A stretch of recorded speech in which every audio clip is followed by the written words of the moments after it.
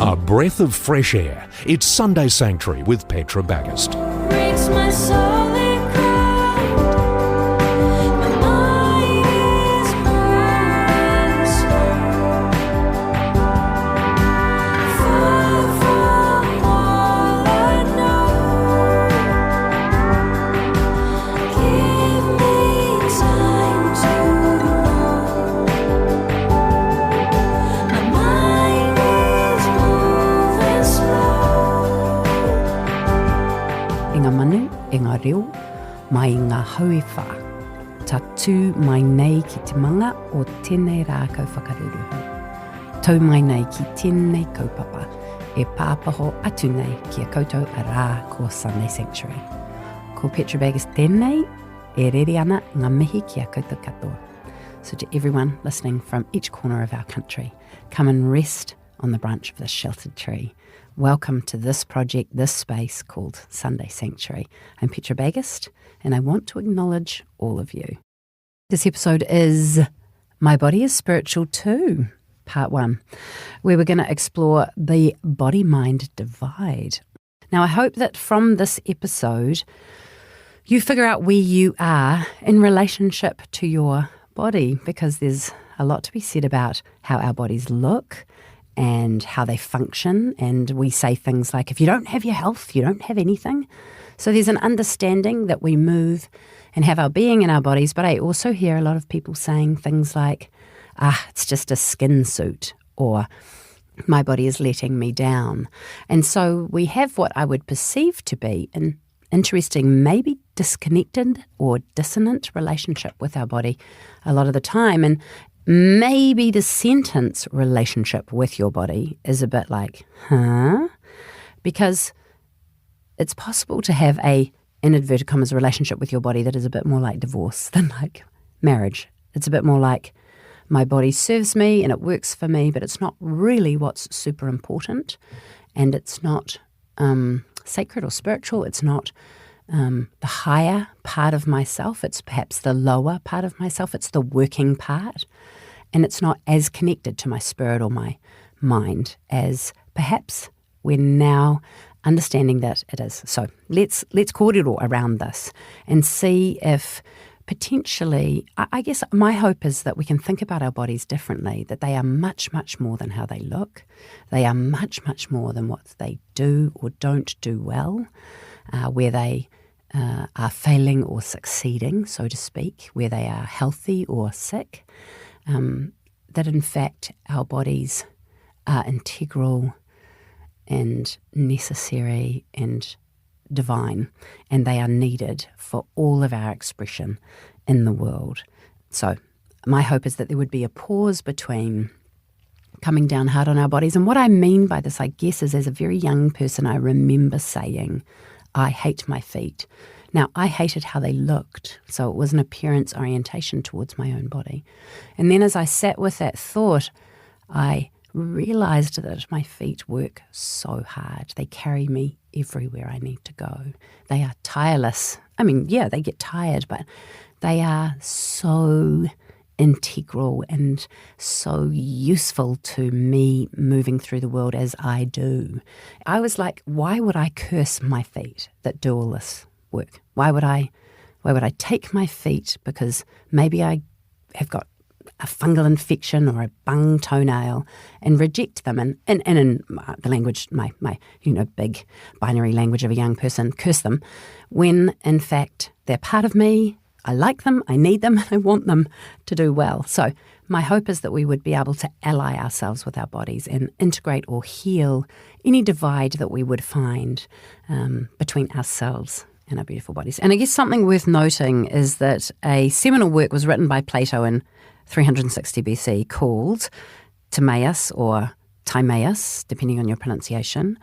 And this work describes Plato's vision of the gods creating the human body. And so he waxes lyrical in significant detail about the function of each organ and the parts of the body, trying to locate them in his understanding of what the gods would be thinking. And his belief is that the divine is located in the head and in the thought and philosophy of life, and then the mortal, the functional, the worldly, the reality bits and bobs are all located below the neck in the thorax or the breast part of the body. And he goes through and describes each organ. And in essence, it's this quite amazing metaphor of division. And let me read you an excerpt. Wherefore, fearing to pollute the divine, which is the head, any more than was absolutely unavoidable, they gave to the mortal nature a separate habitation in another part of the body, placing the neck between them to be the isthmus and boundary, which they constructed between the head and the breast to keep them apart. So there was this ideology that the head, the divine, was up the top, most important, and not to be polluted, therefore with this thin entry point of the neck, from the rest of the functioning, worldly, ordinary mortal body.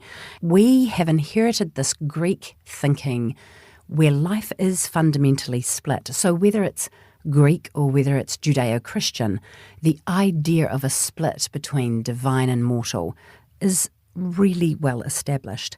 And so I think that it's worth looking at this ideology and what has become almost a theology of where the head and the intellect are supreme and the body is the lowly servant. It's time now for a moment of awe. Awe, wonder, surprise, incredulity, admiration, marvel at the world we live in. It's Sunday Sanctuary with Petra Bagust. I'd like to introduce you to an organism, a slime mould, Physarum polycephalum. It's a mould with an identity crisis because it's not a mould, so let's get that straight to start with. It is one of 700 known slime moulds belonging to the kingdom of the amoeba. It is a single-celled organism, a cell, that joins together with other cells to form a mass supercell to maximise its resources. So within a slime mould, you might find thousands or millions of nuclei, all sharing a cell wall, all operating as one entity. In its natural habitat, you might find the slime mould foraging in woodlands, eating rotting vegetation. I first came across the slime mould about 5 years ago. A microbiologist friend of mine gave me a Petri dish with a little yellow blob in it and told me to go home and play with it. The only instructions I were given that it likes it dark and damp and its favourite food is porridge oats. I found countless scientific studies, research papers, journal articles, all citing incredible work with this one organism. I'm going to share a few of those with you. For example, a team in Hokkaido University in Japan filled a maze with slime mould. It joined together and formed a mass cell. They introduced food at 2 points, oats, of course, and it formed a connection between the food. It retracted from empty areas and dead ends. There are 4 possible routes through this maze, yet time and time again, the slime mould established the shortest and the most efficient route. Quite clever. The conclusion from their experiment was that the slime mould had a primitive form of intelligence. Another study exposed cold air at regular intervals to the slime mould. It didn't like it, doesn't like it cold, doesn't like it dry.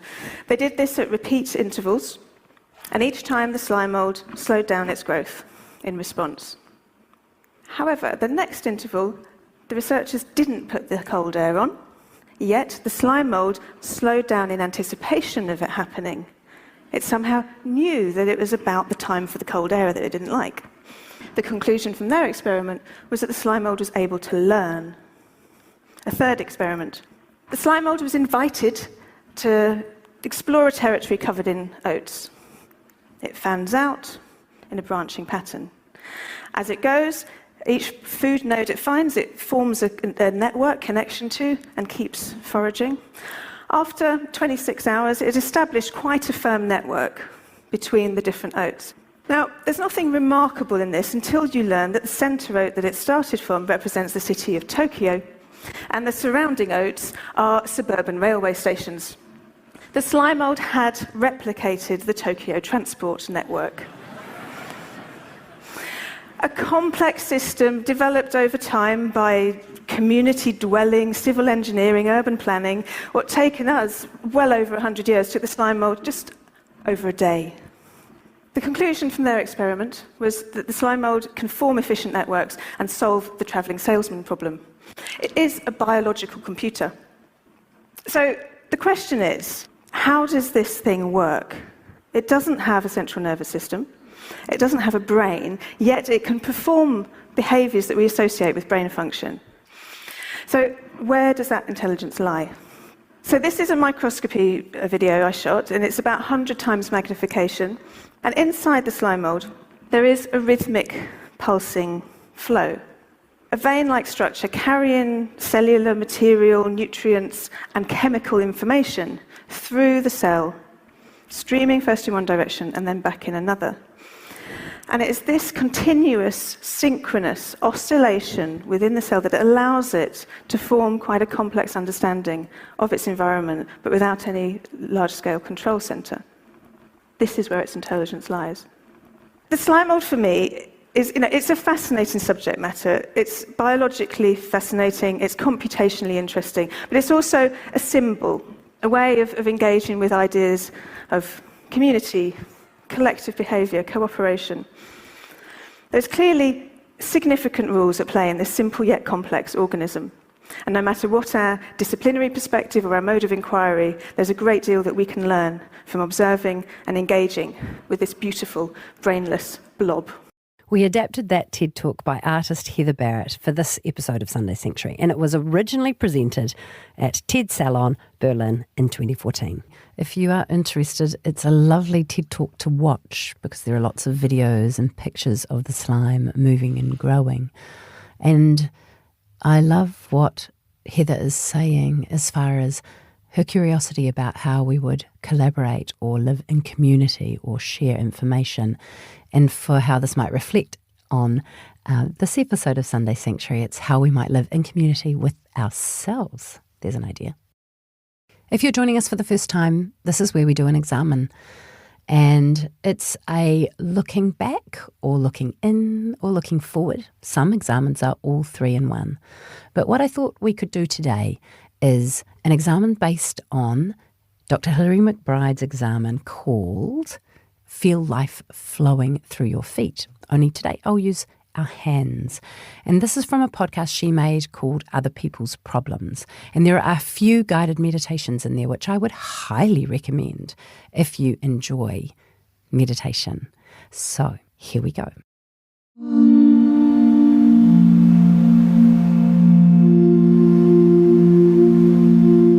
Is it possible for you to settle into your body? By that I mean, get yourself grounded and settled. Notice your posture. Take a moment to notice where your body is in space. And you're essentially paying attention to the comfort of your body. Like, do what you need. Make adjustments to where your arms and legs, where your neck and back is, so that you are able to be at ease, able to be present, able to arrive in your body.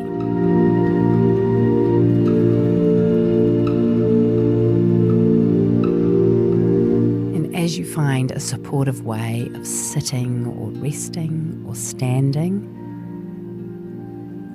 can you draw your attention to your hands? Notice your hands.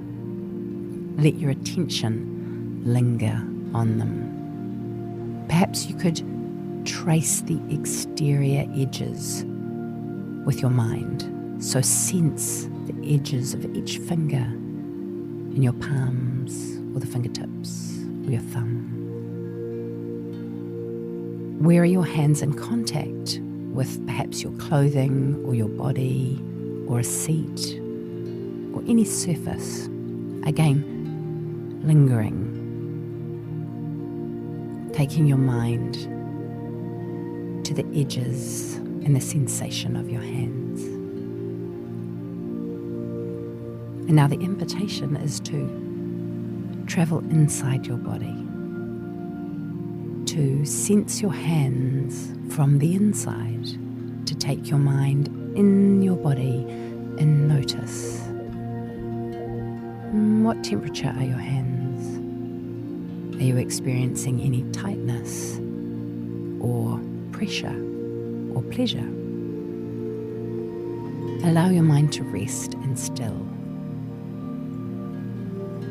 Allow your attention to settle in the interior space of your hands.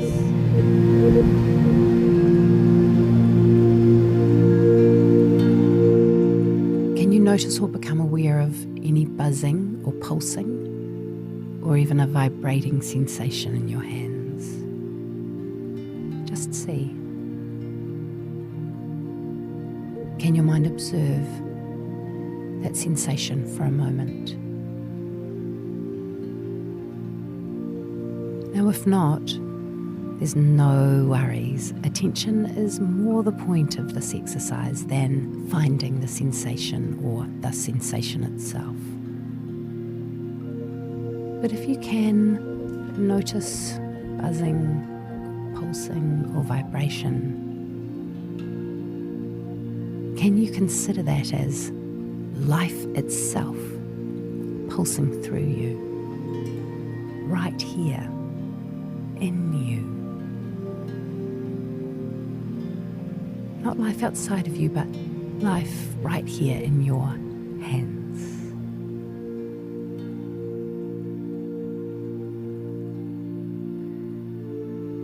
And if you've been attending to your hands, perhaps now you could draw your mind to follow that sensation into your wrists, to feel life flowing up through your hands, into your wrists, your forearms,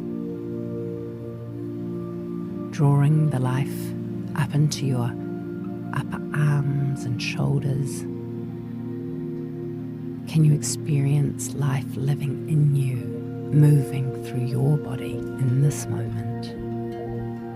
Here you are, fully alive.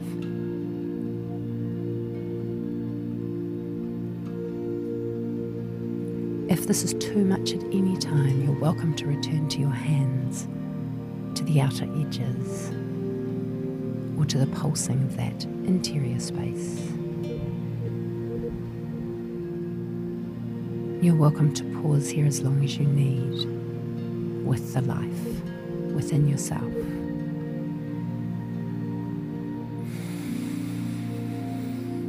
And when you're ready to move on, take 3 deep breaths. Allow the oxygen to cycle in and out.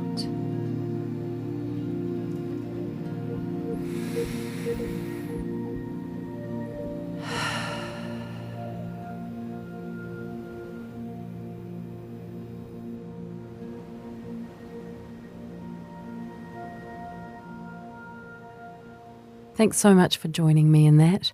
I do love a good deep breath and, just meditating for a moment, being present to my body.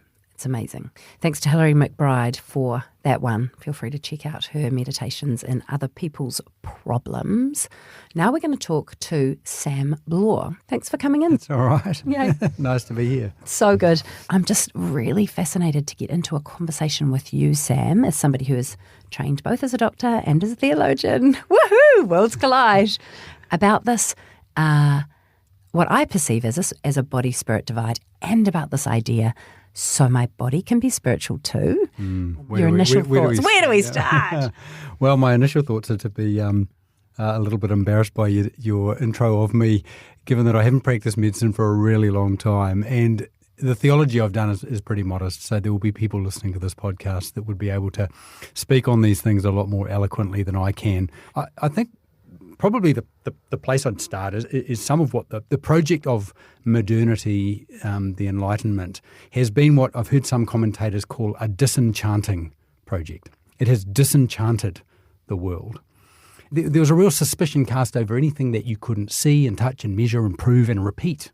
You know, so we need to be able to tie this down. We need to be able to lock this down. We need to be able to make sure that we can know and understand and categorize and all of those things. So the upshot of that has been an evacuation of much of life from any spiritual understanding. And I think our bodies are like that. Have been evacuated as well. There's been a sense to kind of keep those things separated out, or to not understand that they were merged together. And if you look back at some of the faiths around the world, my own Christian faith begins, of course, in the ancient Near East with the Jewish people, the Hebrew understanding of the world. They didn't have a problem with those things being kind of fully together and merged and enmeshed and integrated in ways that I think we're struggling to recover and recapture.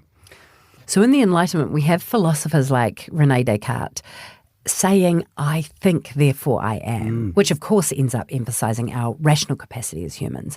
But the separation of body and spirit goes right back to the Greek philosophers with the likes of Plato, doesn't it? Yeah. So at the time, Platonic dualism, you've just mentioned Plato, Platonic dualism, a real division or a separating of those, almost like an elevation of anything that was of pure mind or reason. The idea of the cave, where we're just living the shadow of what the real thing is actually in the realm of ideas, and we're just living a cheap facsimile of it here Isn't on that earth. amazing? And so the role of the philosopher is to get from this world of kind of Dirty little cave. concrete realities, Yeah. right here, I can touch it, I can tap it, and I can see it, and actually that's lowly, and my goal is to get myself up into the realm of ideas. And that's what the philosopher kings do. So that you could have no greater life than to philosophize all day. That was the sort of the top of the social pyramid. A little lower than that were people who had to do jobs of ruling, or might be involved in, the army or merchants or things like that. And then lower than that were people who were really down in the grubbiness of life and doing sort of real menial tasks. And below that were slaves who did not only that, but everything that no one else really wanted to do. And so there was this real sort of hierarchy. And surprise, surprise, the hierarchy maps quite well onto how elevated out of this mucky world, this earthiness of the world are you? And so White-collar workers, blue-collar workers. Totally. We carry some of those divides even now. I mean, one of the lectures that I've loved to give the most in one of the courses that I do has been really questioning the way we have, as educated families, going, you must send your kids off to university. So there's this sense of uni is the best place for your kids to go. Because it's a thinking, academic thing. institution. And we have completely missed the fact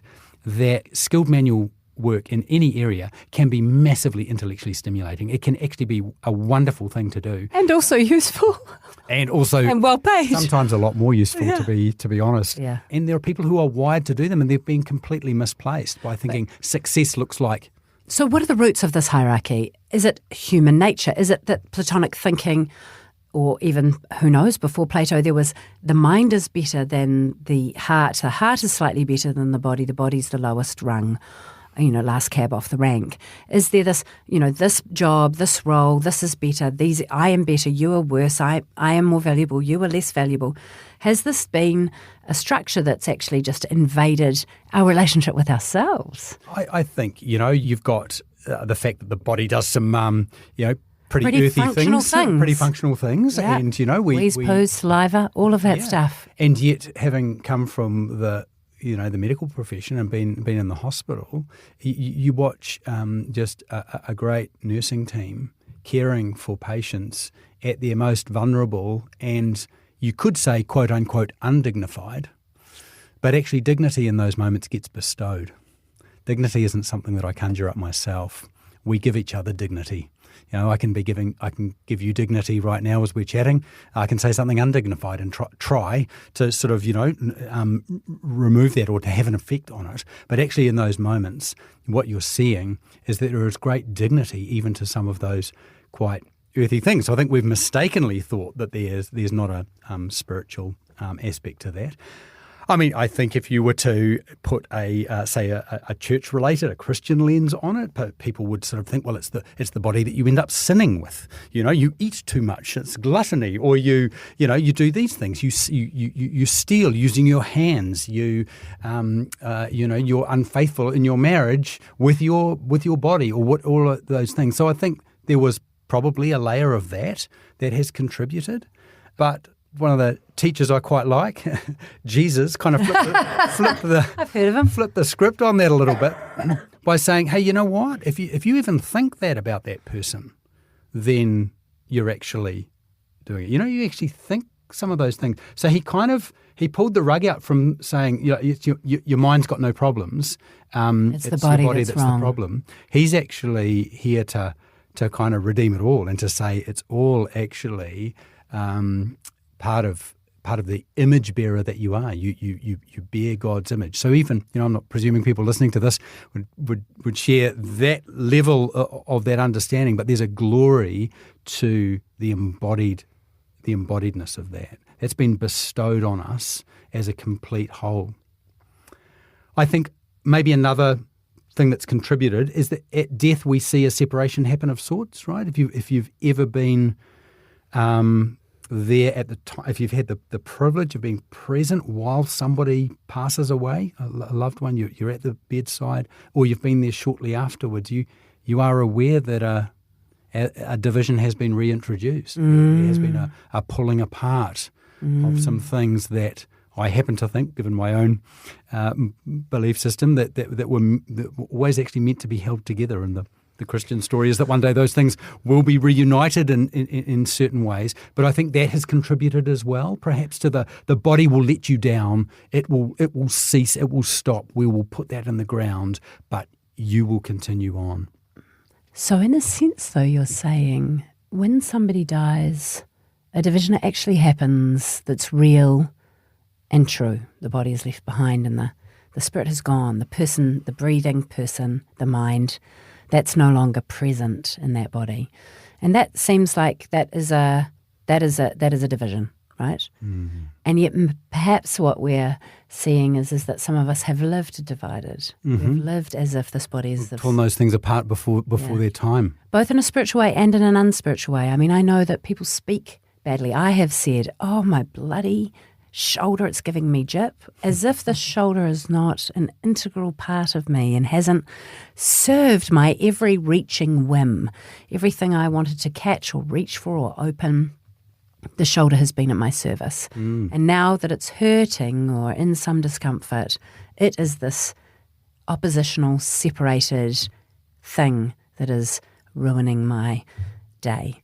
Yes, rather than what did I do that I so flogged my shoulder that it's now just Talking asking me for a little bit of time in lieu. Yeah. Because it does make you say, oh, I'm not a body moving around separate from my mind, which is moving around separate from my heart, which is moving around separately from my spirit. Yeah. Something's being registered there Yeah. that we ought to pay attention to, including shoulders. Yes, indeed. Love my shoulder. Thank you, shoulder, for throwing things, carrying things. Sam Bloore, thank you so much. No worries, pleasure. All right, I feel like we have opened up this exploration of the body-mind-spirit divide. And coming up, we're going to talk to the very Reverend J. Ruka about his experience of this idea. And in the meantime, if this podcast, you think it would suit someone you know, if it would be helpful or useful or lovely, then feel free to share it. And you are welcome to rate and review. 5 stars, of course, is our favourite. Who doesn't love a 5-star review? It's the Sacred Text on Sunday Sanctuary with Petra Bagust. All right, now we love to kick off some of our chats with a sacred text or an excerpt from a poem, a movie, a book, a song that taps into something profound on the topic we're talking about. And because we recognise that sacred things can be found in all sorts of places, we do call them our sacred texts. I'm going to share with you an excerpt from a book by Hilary L. McBride. Yes, you've already heard her name before. And it's called The Wisdom of Your Body. So who is this woman I'm so enamoured with? She's a clinical psychologist and award-winning researcher. And she explores ways that many of us inherit a broken and unhealthy understanding of the body. And she is offering a more compassionate, healthy, holistic perspective. She is essentially inviting us into an embodied life. And a phrase she uses a lot that I've adopted is coming home to your body. How about that? How about your body being a safe space that you get to live in? All right, here's our text. Embodiment is a way to heal the mind-body divide we experience within ourselves and more systemically within Western cultures. To do so, we need to understand the self as a body. Our body and our personhood are so intimately connected that they can never be separated. We're not just a mind or brain carried around by a meat puppet of flesh and bones. Embodiment is a kind of re-remembering of who we really are, because what we picked up along the way was disembodiment. But disembodiment is not how we came into the world.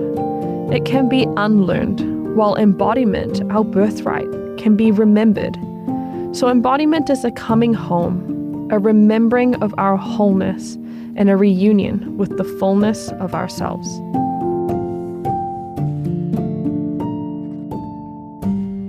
The very Reverend J. Ruka, ngā mihi ki a koe. Brother, so good to see your face. Tēnā koe ho. Because now, I mean, since we were hanging out in Tamaki Makaurau, Auckland, where we used to go to the same... Same cult. Yeah, the same whare karakia, the same epic place. the same place to sing songs on a Sunday. You have become the very Reverend... Really good songs. I know. Really good waiata. You've become the Dean of Taranaki Cathedral. Ka pai. Mm-hmm. So, here we are talking about my body is spiritual too. And I guess I sought your whakaaro, your thoughts about this, in part because you're a person who's taken a journey into Tao Māori. You're a Māori man, but have lent into and have investigated and have walked towards your Māoriness in more recent years. And it's easy to come to an idea from your own perspective. And I would love to hear, I guess, any thoughts that you have initially about how your experience of your body, like my body is spiritual too, what did it used to be like, or what is it like now, or what has Tao Māori given you as far as how you relate to your body? That's like, here you go, I'll just let you talk for half an hour. Yeah, okay, good, some pretty massive questions. Definitely. Well, tēnā koe ho, ke te mihi ake a koe i te tuahine. Me nā kai waka rongo hoki to our listeners as well. Yeah, it's funny. One of the first things that comes to mind is me as a 5-year-old child dreaming of becoming an All Black, and I'm still dreaming.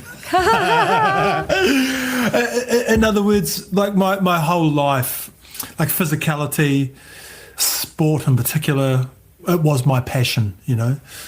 And all that to say is that passion probably didn't find a home in my understanding of Christian faith as being compatible, if that makes sense. Yeah. It's like, you know, it's like, of course you can play rugby league, you can play rugby, you can play basketball, you can do BMXing, skateboarding, surfing, whatever it is.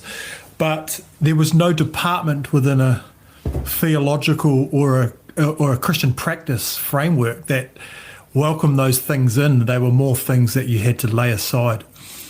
You know, and now they're physical things, and then you come into your journey of what it means to be a sexual being, and then, you know, that's even another story, you know, in itself. But it's still categorized, you know, sort of in the same department, and that is, you just got to settle that stuff aside, you know. So I think my childhood and my upbringing in regards to that stuff was, those two were always something you weren't allowed to do on a Sunday. Let's take that for example. It was probably the best way to sum it up. You don't play sport on a Sunday, you know. Which essentially is saying the things you do with your body are not sacred, are not spiritual. Yeah, that's right. Yeah. They are something that's separate to those. In saying that, I was raised within a Te Ao Pākehā way of thinking, a Te Ao Pākehā way of being, and it really is only since me turning 30, really, that that has become. It's become more intentional of me learning about what it means to be a Māori man, a Māori human being. So what am I, 48 now? So, you know, that's only an 18-year journey in the grand scheme of things. But those things, teach me a lot. And helped me to undo, I guess, a lot of what I hate to say this, but I say Christian tradition, but in saying Christian tradition, I say Western Christian tradition has taught me, if that makes sense. Yeah, it does. So what have you noticed in that 18-year journey as far as another way of relating to your body and your spirituality? Oh, man. There's a couple of things that jump to mind right now. That is like theological lights go off in my brain. Undoing Western cultural norms and the passion of being a learner in Te Ao Māori goes off in my brain. My experience as a follower of Christ has been a number of pretty big recommitment or reaffirmation moments, big aha moments for me. You know, I maybe want to say there's been 3, 4 or 5 of those times in my life where, you know, it's like, oh my goodness. One of those is around the revelation of the incarnation of Christ and the revelation of Creator as Trinity. So not a solo, grumpy old person that wakes up one morning in a grumpy mood and wants to smite the Syrians or whatever it is. You know, like, in other words, the nature of Creator is a passionate relationship, the Godhead, 3 in 1, and as revealed in the teachings of Christ. And what I mean by that is that the embodiment of Creator, the fact that Creator actually embraced the physical world, where so much of my Christian tradition was about leaving the physical world, you know, laying the physical world aside. The actual orientation of God is the exact opposite. I go, whoa, okay, the orientation of God is coming this way. He's coming this way. If Christ embraced the human body, that's full permission, baby. right, you know, Yeah. That's like full permission to go, what is done in the body is so sacred, is so amazing, and is so normal, which is really ironic because let's just flip it the other way. Whatever you think you're spiritually doing, you're always doing it in the body. You cannot not do anything that you might think is spiritual without actually doing it in the body. And the only way it cannot be is if you did. I agree with you. It's startling that we can behave as if our body is a skin suit or a tool or somehow separate from these higher thoughts or spiritual enlightenment floating up in the sky. All of it takes place in the body. Yeah, it all takes place in the body. Yeah, no matter what you're doing. You know, one of the greatest theologians the Western Church has, rightfully so, St. Augustine, but he had an almighty problem with his own body. You know, he was a student of Neoplatonic philosophy about, you know, the ancient Greek world and the separation of the mind and the spirit and the body. Throw into that him being a playboy who loved to get it on like it was Donkey Kong, you know, and sleep with whoever he could. And then all of a sudden he has the revelation of, oh my goodness, you know, Jesus is not just what my mother's been talking about, but is real.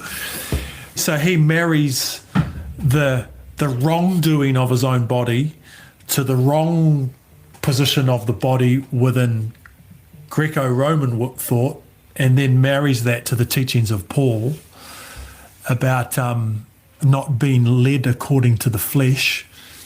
And he describes humanity as a massa damnata, a massive damnation because of the physical body. Wow. So that's 3 pretty heavy things to put together and go woomfa. Woomfa. That's a bit of untangling that needs to be done. Hey? Big bit of untangling, you know. And luckily we're in the the point of this podcast is the sign of and the reflection of that this is happening in our world, you know. Yeah. Those Christian narratives that says a body is bad, that your relationship with surfing, your relationship with sex, your relationship with sexuality, your relationship with, I'll just even say this, alcohol. a physical thing needs to be renegotiated. It needs to be rethought because those things aren't bad. And you shouldn't put them in the bad category. They either master you or you master them. You know, and that's what all good human life-giving thoughts is about becoming in right relationship with all things. You become in right relationship with your sexuality. You become in right relationship with these substances or whatever it is. In right relationship with food and drink. Yeah. In right relationship with recreation. Yeah, that's right. You know, because let's just say as a surfer, and all surfers know this, the sea is our temple. Something happens for you personally when you're in the sea, but that very thing that you love can also mean you become an arsehole because you just want to be in your temple and not be with your whānau. You know what I mean? Like that draws away. So what immaturity says is no, cut that thing off, and then you cut it off full time. Whereas you go, actually, no, I got to renegotiate my relationship with that. You know, so healthy spirituality is about renegotiating our relationship with what we do in the physical body with physical things. You know, so you go, okay, the human body is always home. It's always home. It is different though, isn't it? Don't you think that the human body hasn't been home? No. As far as Te Ao Māori, what's the attitude? Do you think a pervading attitude towards tinana, towards body and wairoa? If I compare it to my Karaitianatanga experience, then you are trying to set aside the physical space to connect perhaps to a spiritual space. In Te Ao Māori, that doesn't happen. In Te Ao Māori, my experience is that that space is always in relationship, whether that space is physical or whether that space is mental or that space is spiritual. So I've never experienced a separation, like a body-spirit separation, if that makes sense. There's always a calling of, there's always a calling of the environment, whether that's the weather, whether that's birds, whether that's even tupuna, you know, ancestors, great cloud of witness, as example, you know, to be present in our physical environment. There is no body-spirit divide. Yeah, and I guess I don't want to set up here a paradigm of Western European thinking is bad and Indigenous thinking is good, and therefore we must reject one and embrace the other. What I perceive is accessible, or an invitation in Te Ao Māori, is to look at our lives with a fresh lens, is to see that there are other ways of seeing, and to enlarge our view. And so for me, that sense of being in relationship with, that my spirit is in relationship with my body is in relationship with my mind is in relationship with my family, that this interconnected weavingness is the way that we are created, and it's the way that we live out in the world. We live in relationship to one another, but that I could live in relationship to myself, and therefore in relationship to another, and therefore in relationship to my spirit, which is in me, and which is also in my children, and which is in my tipunas and my ancestors. Like that there is this massive interconnected goodness in the world. Yeah. I remember a fella telling me once that Māori never used to do their karakia in rooms. They'd do it outside, so that there was nothing between you and the heavens. You know, so and most of when we say wakapono Māori or Māori faith, really what we're saying is a spiritual connection to the physical world. And so the physicality of my body, which is a part of the taiao, the natural world environment, being in the natural world is a way to spiritually centre myself, and for communities too, but it's a lot harder to get the community up on the maunga or in the ocean, right? You know, yeah. So, but I think those, those tile natural world spaces, which are physical spaces, are ways to spiritually center us, because you are, in doing that, you're aligning to a natural process of growth as opposed to the steroid-induced artificial light process of growth, which can speed up the process on one level, but then you lose out on another. God put the sun and the moon in the sky to govern the day and the night. In other words, the natural processes of time, God called good. The artificial processes of time, the watch, the clock, get us out of the natural rhythms and the natural sync, and even about your other podcasts you have, a great example is, when my eldest teenage daughter entered into her e-kura, and she walks in the lounge, she goes, "Look, Dad," and there's a family celebration with her brother. With her younger sister. There's an acknowledgement that this natural process in her body is a super spiritual sign of growth. I hear you saying to me, everything is spiritual. It is.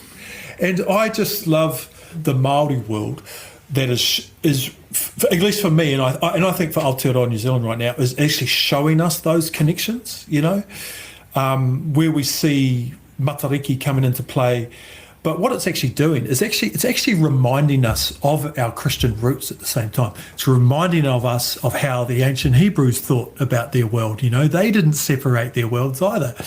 It's reminding of us of our own, if we could say, our European indigenous roots, because our European indigenous roots will all practice the same stuff. It's just the post-Enlightenment world, that is reorientated the Christian story, unfortunately.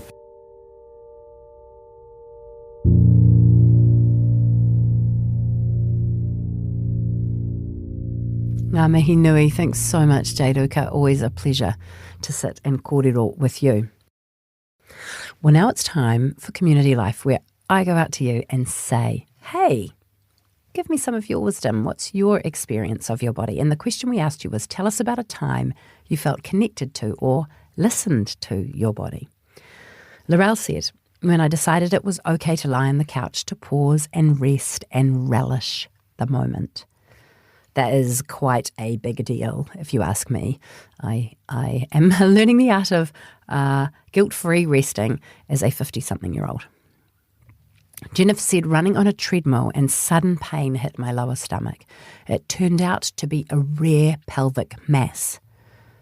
Another person said, I got a virus which floored me for 3 months. I learned to slow down, meditate and rest. It's hard, isn't it, how some of this connecting to our bodies comes via quite a lot of noise, or where our body calls attention to itself by pain, which pain is literally a message. I've read a whole book about it. Anyway, Ivy said, home birthing our 4th child. I can imagine feeling connected to your body with that, Ivy. That's amazing. Mani said, when I have a hard workout and the next day feels for awesome. I love that feeling. The body really does speak. Sam said, when figuring out what was possible for me before and after heart surgery. Georgie felt connected when she was giving birth. Giving birth was all about trusting my body to know what to do. I relate. The time I backed myself, even though all my friends told me nothing was wrong, and it turned out I did need support from a pelvic floor physiotherapist. Go, you good thing. Another person said, not doing the big drive at Easter to visit my mother as my body was worn out. I reassured myself that it was okay. And see there, that's that idea of a relationship with our body where we could have a compassionate conversation with our body and say, it's okay, I hear you, I'm going to care for you. Alison said this week when I felt a cold flu thing coming on, I told myself, okay, body, we're stopping and resting now. See, Alison's got the idea too. Oh, I love these conversations. Al said during lockdowns when I moved my body by walking and enjoying the sun outside. And Sarah said during yoga, weightlifting or sex. Nice. Steph said, when I was able to keep up with a burpee finisher at a recent training session because I didn't let myself overthink it and decided to trust my body to do its best. Yeah. Giving birth in the back of a combi, driving to a birthing centre in Australia in June 1997. Wow, you would feel pretty connected to your body doing that. Alicia said when she was breastfeeding. And finally, floating in the calm ocean when it's warm. Oh, what a wonderful range of experiences of listening to and being connected to our bodies.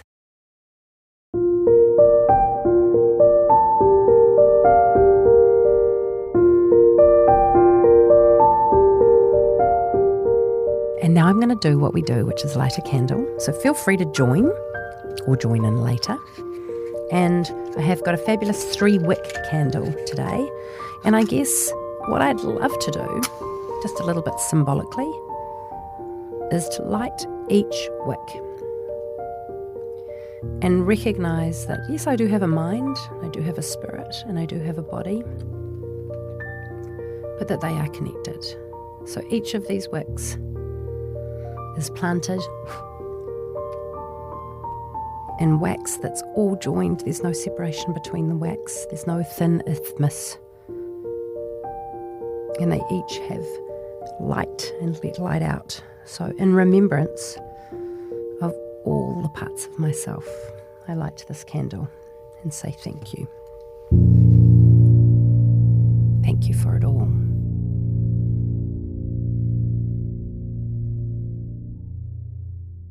Coming up, I visit Olivia Shivas at her home. She's a journalist, formerly on Stuff's Potiaki team, particularly covering stories about disability.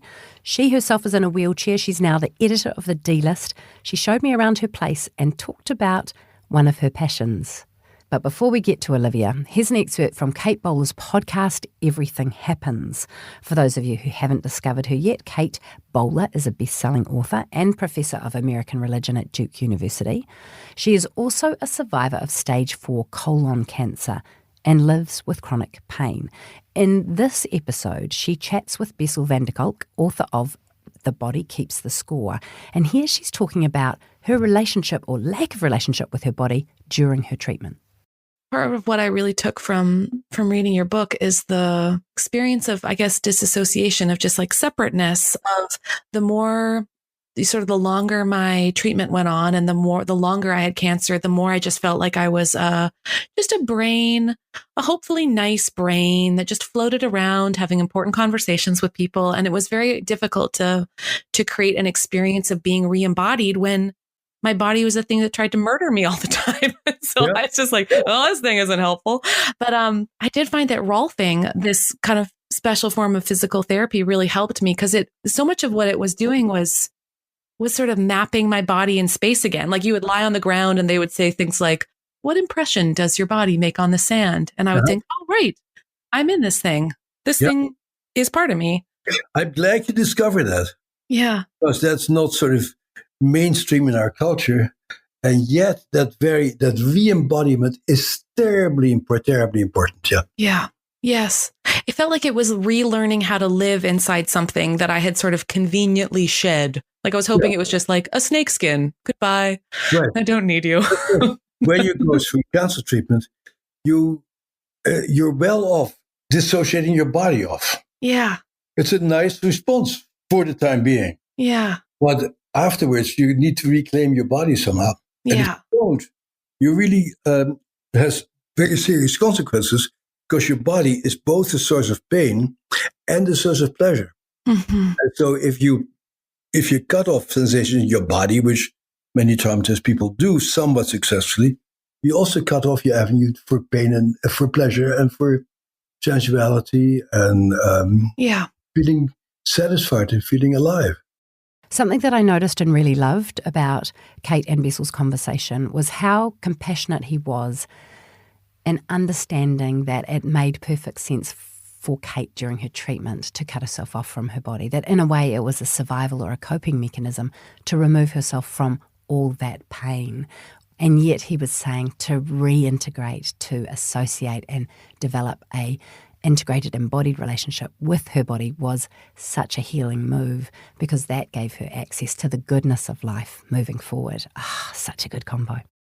And now it's time to visit Olivia Shivas at her place. Thank you so much, Olivia Shivas, for having us in your home, in your dwelling, in your whare. Thank you. Yeah, it's super lovely to be here with you. I am really interested in having this chat with you because we've talked over the last couple of years, and I've seen you as a young journalist and then a more mature journalist embracing opportunities in front of you and kind of not letting anything stand in your way and understand that you move through the world in a wheelchair, not apologise for it, and not see it as something that will exclude you from events or life or living well, living in a wholehearted way. So can I ask you about that? What's your journey, or how do you experience your body? It's interesting how you say I move through the world unapologetically, because I used to apologise.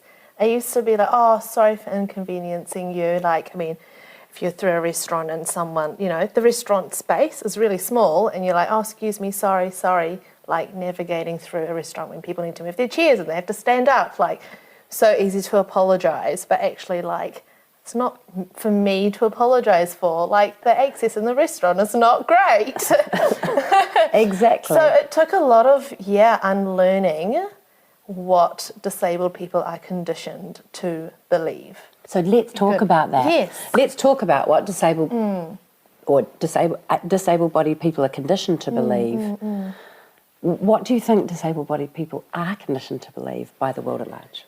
Yeah, I mean, so I was born with my disability. So I guess right from childhood, I had a very medical upbringing of disability, so many doctor appointments, physio appointments, occupational therapist appointments, in and out of Starship for all sorts of like medical health related things with the goal of being as physically fit or physically capable as possible. I also had the benefit in a way of having other family members who were disabled. So in a way it was kind of quite an interesting balance where that was actually normalised for me, where many disabled people are the only family member with a disability.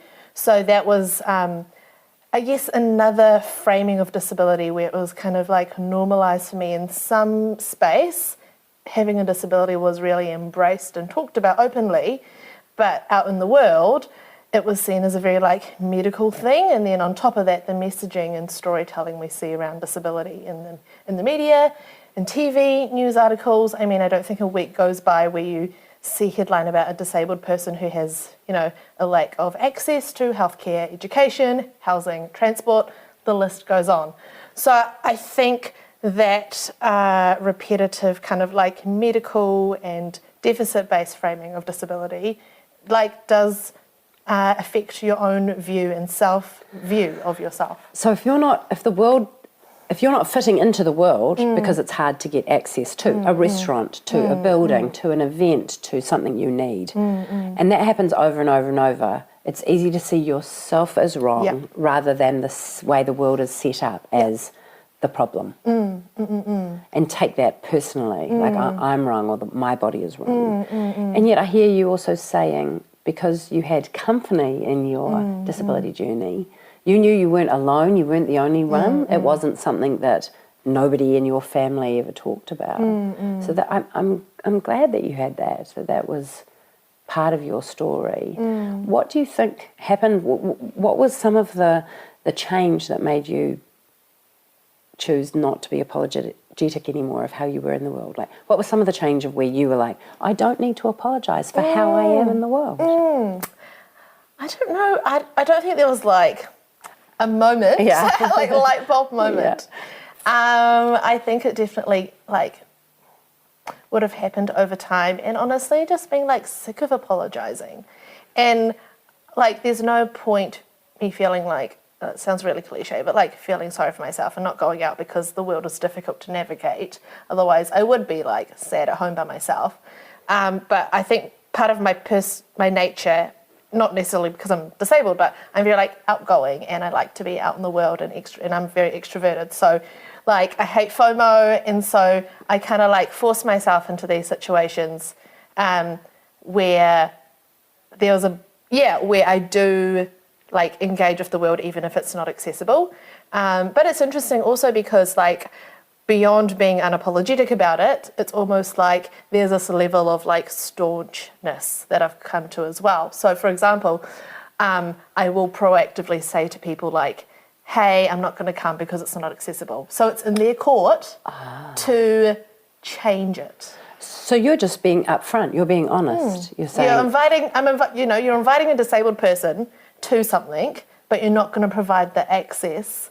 So for you to be actually present. Yeah. But you're not going to pretend that that's not the case. You're saying you're being honest about it. I'd love to come, but I can't actually get in. Yeah. Okay. Wow. Has anybody responded positively to that? So now, I mean, the thing is, not every disabled person, like, wants to be an advocate, right? Like, just the fact that we exist, we are activists in a way. Yes. So, but I am probably a bit more outspoken compared to other disabled people. And my friends now, like, proactively will check in advance. Right. Like, they'll be the ones who will be like, just so you know, like, checked it's accessible. So I'm like, it's a burden off my shoulders because I'm doing it every other day. Yes. When other people do it, I'm like, one less thing to worry about. That's lovely. It's like it's literally being thought of. Like if somebody has a dietary requirement. Anybody got any dietary requirements? We do that now so often. Yeah. I think I love that. I do know that there's a story that I've heard you tell on your podcast. What's Wrong with You? And it was about how, as a young woman of faith, in a faith setting like a church, people, well-meaning people of faith, would come up to you and ask if they could pray for you to be well, aka not disabled anymore. Can you tell me a bit about that journey and your response? I can always see in people's eyes, it's like they're looking for an easy target in a church, and wheelchair just happens to be the easy target all the time. When I was younger, I used to like really struggle with it, and I know my parents did as well. Like they were told, like, she's in a wheelchair because you don't have enough faith. Like my parents were told that to their face, and I really struggled with it as well as like a young person trying to like figure out what is God real? Does He love me? So it wasn't just about me being physically healed or being able to like walk, because I've never been able to walk. So it's not like I've missed out on something or I'm being fixed because this is the way I was born. So it's like, what are you fixing? So it was actually like praying away. It would be praying away a part of like my identity and my being as well. So that's not something I would want to ever pray away. So can I ask you, do you ever feel frustrated with the limitations presented to you by being in a wheelchair? I mean, yes. Yeah, I mean, there is like a physical health element as well, like the fact that, I mean, not me specifically, but, you know, for some people with disabilities, they are in pain or they have fatigue. Those are not things I face all the time. And I think, there's like so many different views of disability, and it's more about the physical barriers that are the frustration. Again, not being able to like just show up to a friend's house because there's stairs, and we kind of always have to like make a plan, you know, a logistical plan about how I'm going to go somewhere. Everything takes extra planning. Everything takes extra money. We talk, in the kind of disability world, we talk about like the disability tax or things called crip time, where it's like the additional planning that you've got to kind of incorporate into your day to, be able to function and go where you need to go and do what you need to do. Yeah, that makes sense. There are like definite levels of frustration, and like maybe, if I'm at home by myself, like, every now and then it's like really frustrating that I can't like reach something from the top shelf or that type of thing. Yeah. So there are like actual physical limitations, but the thing is, if, for example, houses were built more accessible, that wouldn't exist. Yeah. Okay, very cool. Because I guess I asked that question in so much as you're not living in some unreality or fantasy where or like you're blocking out utopia. Like you're blocking out any issues because everybody faces challenges and actually it's not a bad thing to, well, it's a healthy thing to know what the challenges are and what the limitations are. And do you experience your body as spiritual? It's interesting. I think like when you guys asked me to like come on this podcast, I kind of hadn't really like connected them as being like a direct relation. But the more I thought about it after the question, I was like I do. Of course I do. Like in, traditional standards of beauty, like my body will never fit that. So I'm happy and I embrace it. Whereas it's really interesting because I have a lot of disabled friends. We go out for dinner and it's a lot of fun.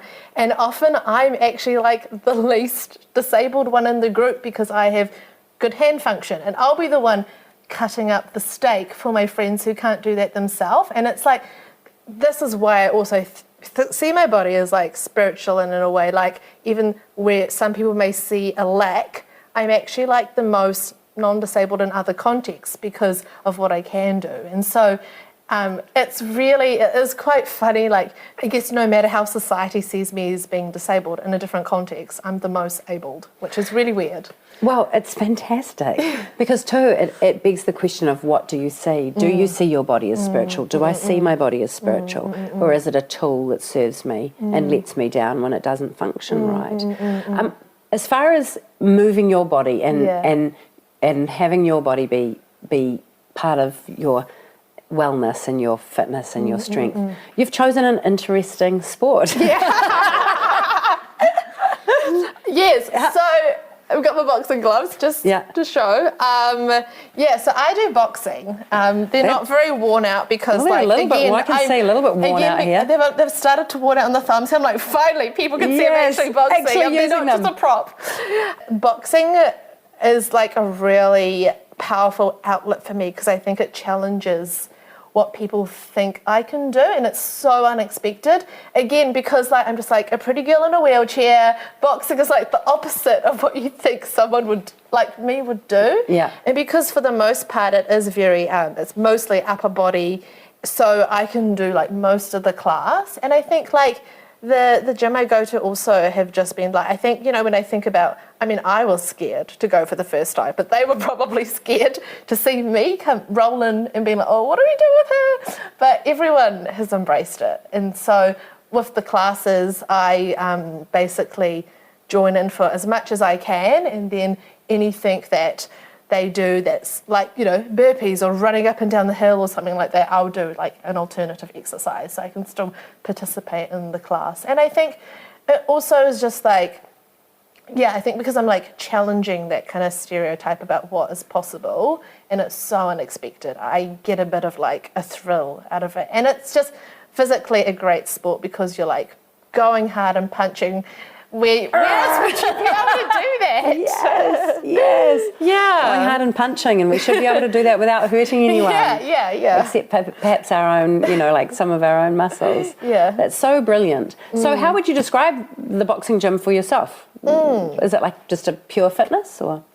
Yeah, I think, when we were planning this podcast, we were going to like record there. But I think because I really like stand out so much, I'm like, I don't need the extra attention of having like a recording device as well. But also weirdly, it does feel like a sacred place because it's like that 45 minutes where I'm like not worrying or thinking about anything else because I don't have space to. I'm very like present in my body and in my mind at the same time. And it's not that I also like want to pat myself on the back, but I'm really proud of myself because I've started doing it. I have 3 other friends in wheelchairs who've also started boxing. Oh, that's so awesome. Yeah. It's awesome to essentially open a door and allow other people to come through with you. On a practical level, in what situations or in what ways do you listen to your body? Okay, this is a good question because I had a good lesson in this just last week. Okay. Work has been really demanding. I have been a lot more kind of like mentally tired and done a lot longer days, just the responsibility of everything. And we'd just done like a speaking thing, and I was like, okay, back to the office. And after this, I'm going to go to the gym. It's going to be great for me. I'm going to feel good because normally, of course I feel good going to the gym. But I literally like couldn't open my eyes at my table. So I just quickly wrapped up a couple of things, then came home. And part of me was like, no, I want to go boxing. But I just came home, put on some sweatpants and had a nap. And honestly, that was like just as good for me physically as, you know, physical exercise and rest is like just as important as each other. So I am unlearning a lot of these kind of like people-pleasing tendencies. And I think as disabled people, we're so, again, it's a conditioning thing, like to prove that you can do something. So there's like this overachievement mentality that I have, whereas like rest is just as productive. I 100% agree with you. And you don't have to prove anything to yourself or anyone else. And if your body asks for rest, you are willing to give it to your body. That's so fantastic. And the D list is your new task. You essentially are continuing your activism in being the editor of a brand new website, magazine. Yeah. How's that going? It's been, yeah, like I said, very demanding, but so challenging, but really fulfilling. And like it brings me so much joy. Last week I was at a show and someone just came up to me and was like, oh, who's disabled? And I was like, oh, I love the D list. And then the person on the other side of me was like, oh, I've started following you on Instagram and I love it. And it was just like this moment where I was like, oh, okay, other people love it as well. It's great.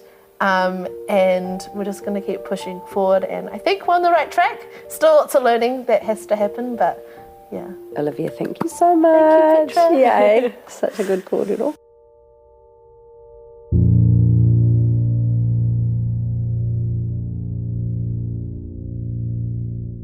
I so appreciate Olivia sharing with me, with us, her life's perspective on her body. And it gives me fresh eyes in terms of what I take for granted, but also how I can see the world differently and more inclusively, and how I can be so grateful for my body, its limitations as well as its abilities, as well as its strengths. I can own, accept and love on what might be perceived in some circumstances its weakness. All of them are me. Oh, feel free to share this episode with a friend who you think would like it. And yes, please, to anyone who's willing to rate it, I know it takes a few minutes of your time, a rate and review, well, we'd just be very grateful for that. Thanks. Sunday Sanctuary, your mug of goodness. Now, as has become our custom, we're going to reflect on the ancient practice of communion, a ritual instituted by Jesus the night before he was executed.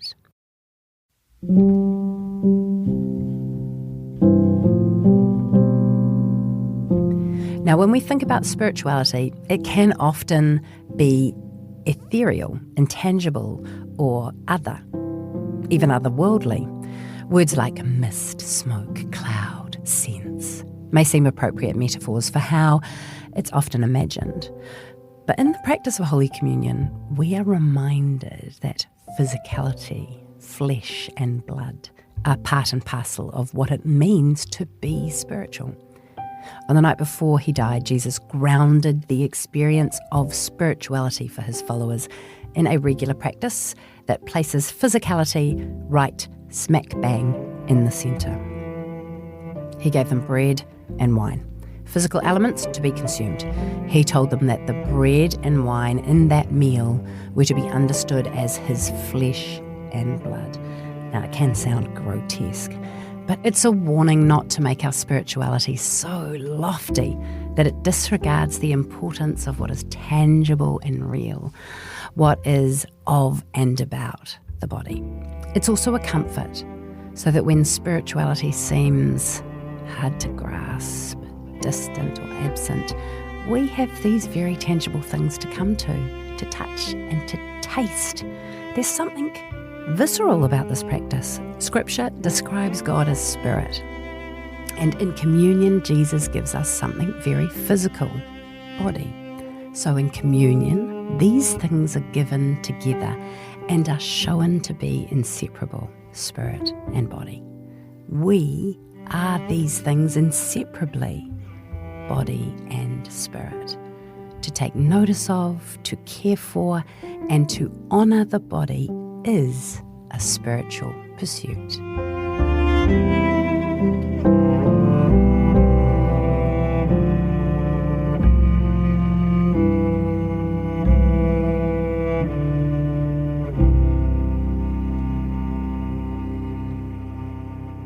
So this brings us to the end of part 1 of So My Body is Spiritual Too. The good news is we're going to do My Body is Spiritual 2 part 2, because what's more fun than something that sounds like that and is hard to say. So today I was hoping that you would be given an opportunity to look at what your relationship with your body is. You may find yourself as very embodied, as relating to your body as sacred and good, as aligned with you, as you allied with your body, as when something goes wrong you say, oh my darling shoulder, let me take care of you, let me take you to the physio. You might find yourself in ill health as saying, oh, what is it that you're saying to me, body? There's been a sense, especially during community life, of people having conversations with their bodies, and I love the idea of a self-compassionate conversation with our bodies. It's been a pleasure having this kōrero with you. Tell me what you thought of it. I'd love to hear from you. You can get hold of me on Instagram, Sunday Sanctuary NZ, or at Petra Bagust. Oh bother, a benediction begs me to begin. A blessing for this body of mine, aging wider, softer, and with more scars, both those you cannot see and the scars you can, one for each mole removed. Only one mole so far trying to kill me? Or does my body live in service, taking great care of all that I need and want to do in this life? I am my body and my body is me. My skin doing its darndest, its utmost, its very best to keep my insides in and safe, to help me breathe and move and absorb goodness from this world. Keeper of my brain and spirit, my heart and hope, all alive inside, each cell alive. I feel my body's discomfort and I tend to pain. I feel my body's pleasure and I revel in joy. I feel my body and know it is good, that we are together, body and me.